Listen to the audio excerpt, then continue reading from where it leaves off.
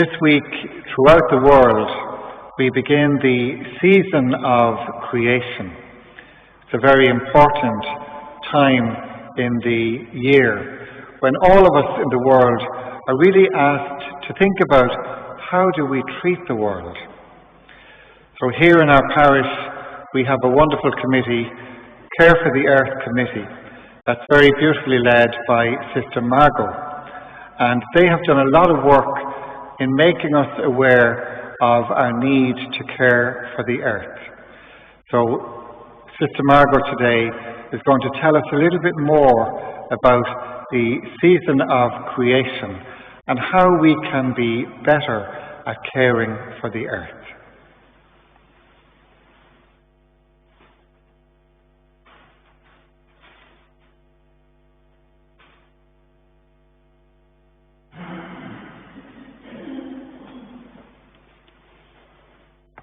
Pope Francis gave advice to some priests recently, and he said to them, every talk or sermon should have three things.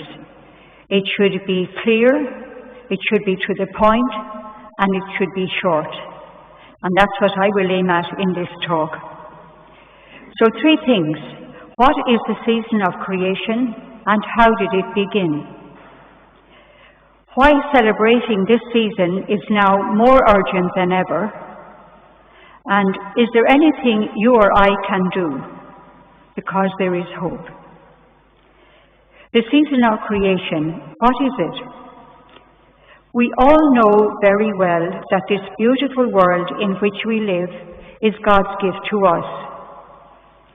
However, have you ever noticed how something beautiful that is constantly on display, day after day, can become invisible? It took the ravages of COVID-19 and the long lockdowns to recall us again to the wonder of nature. Wasn't it great to hear the bird song, to breathe the fresh air, to see marvelous sunrises and sunsets?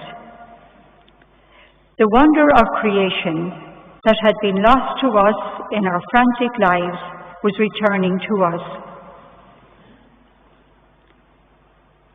The season of creation is a time when we turn again in appreciation and reverence for this amazing gift of nature and the wonders of our universe. How did this season begin?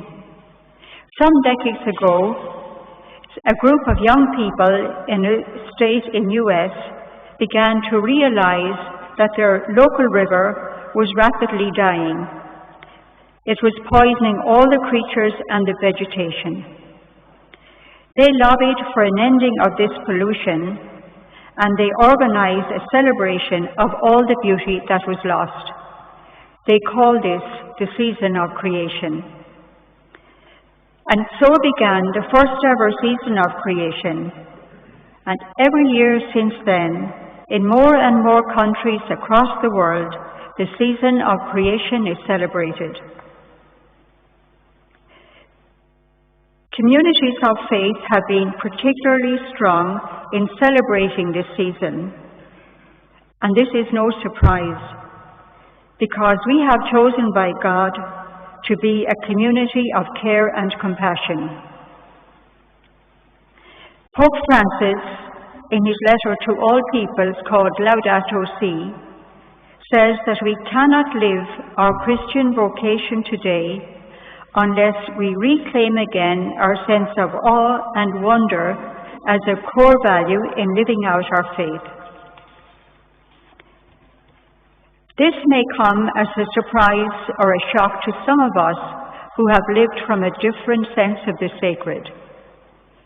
We are learning now that we live in the family of things, and that community includes all of creation, not just humanity. So why is celebrating this season of creation now more urgent than ever? Surely we have heard of the massive coverage in the media on the recent reports drawn up by scientists from 65 countries. A report that makes it clear that the Earth's atmosphere is warming up at an alarming rate, due mainly to our activity, to human activity. Each year, there are more severe weather events: hurricanes, devastating floods, excessive heat waves, terrible droughts, raging wildfires, landslides, loss of tropical forests and of the habitats of mammals and pollinating insects and birds. All this is linked to climate change. The scientists tell us that these create the conditions in which viruses, such as the coronavirus, can make the jump to human beings. Here in Ireland, we experience the effect of changed weather patterns too. Longer spells of intense rain, very high temperatures, constant flooding, erosion of our coastlines, the loss of many of our species of birds and wildflowers. Yet what we experience is as nothing to what people in less developed parts of the world endure. Whole nation-states have been submerged underwater in the South Pacific because of rising ocean levels.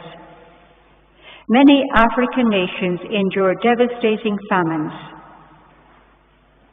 It is increasingly clear that action to address the climate crisis and the loss of biodiversity is a matter of justice for our suffering brothers and sisters and for all creation.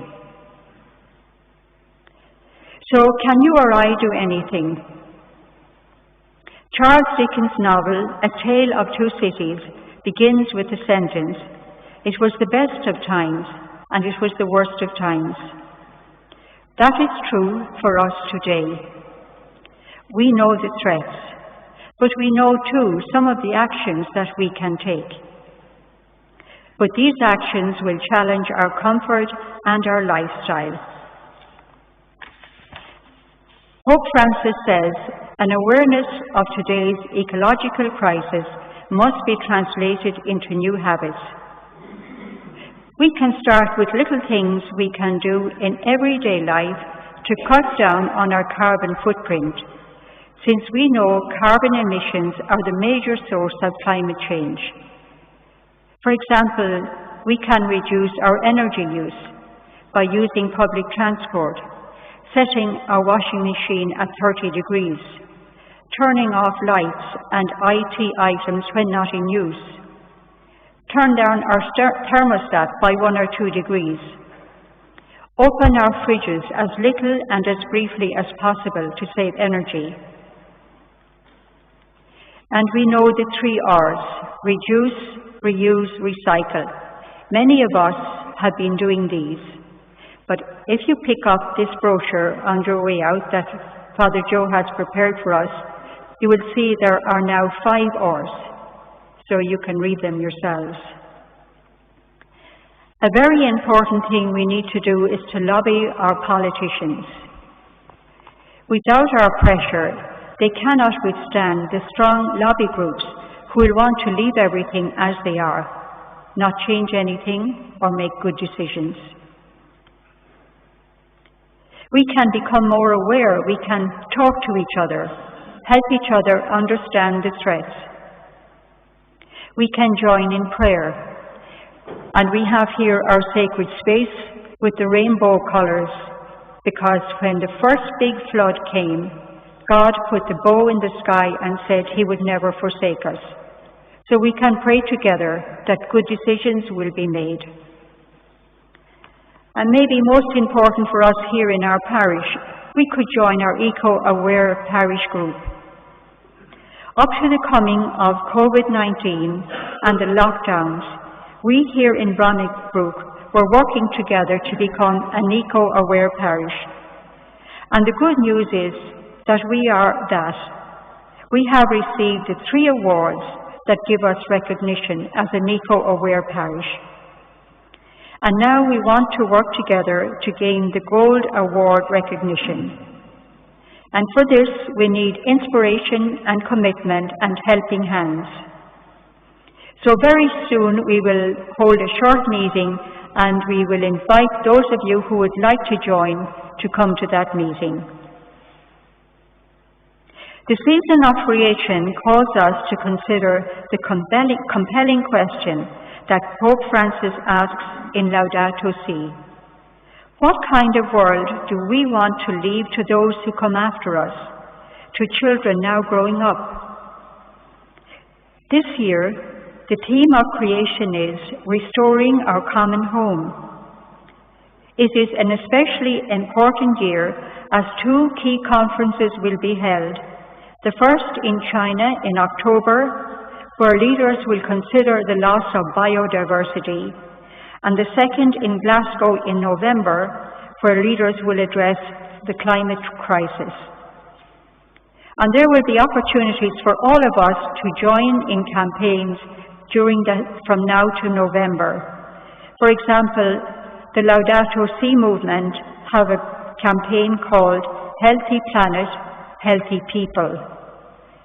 There's a campaign by a group called Plus 350, divesting of fossil fuels. And from now until September the 18th, there is World Cleanup Day. Or maybe we could join Friends of the Earth, our own Irish group.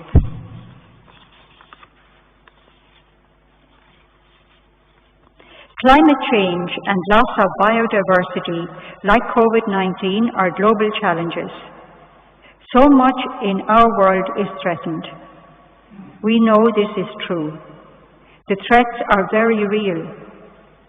But in this season of creation, we can take steps that will enable us to say to future generations, we did what we could.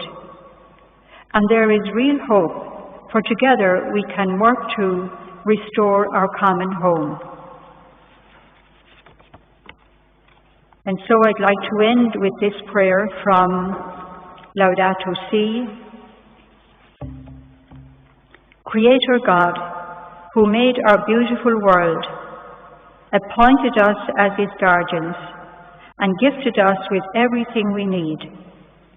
Forgive us for the times we cause it harm, for the times our way of life affects our neighbours.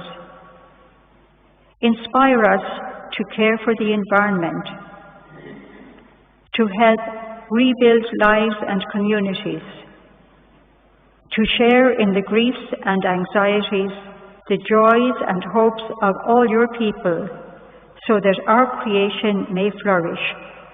Amen. Thank you.